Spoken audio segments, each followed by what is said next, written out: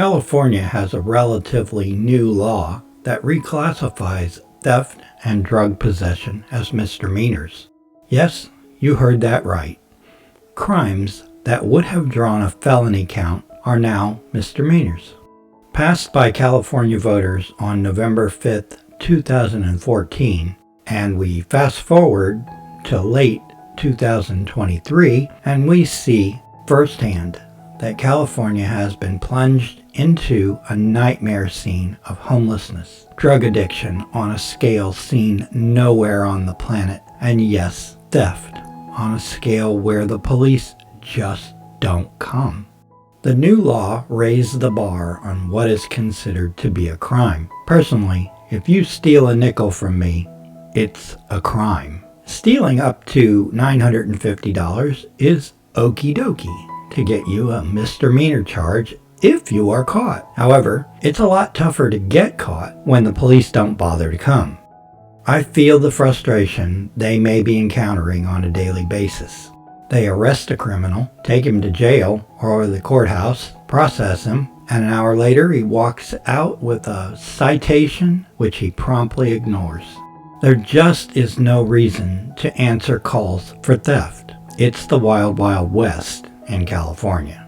One of the unintended consequences of this new law is that once the risk of stealing a lot of goods was lowered, the professional gangs and various criminal enterprises have turned every physical store into a smash and grab opportunity by large mobs dressed all in black hoodies, black pants, and a black mask. Any individual that happens to get caught has very little risk of being charged with a crime that has any teeth.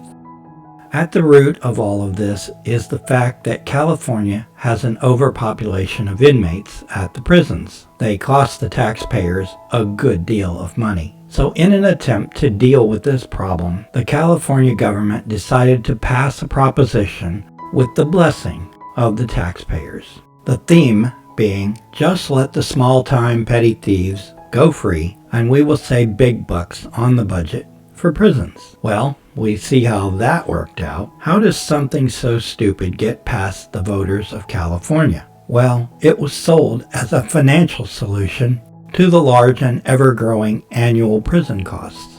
Fearing yet another tax hike if this measure were to fail, the California voters gave it a green light, all the time hoping that it would not impact them personally.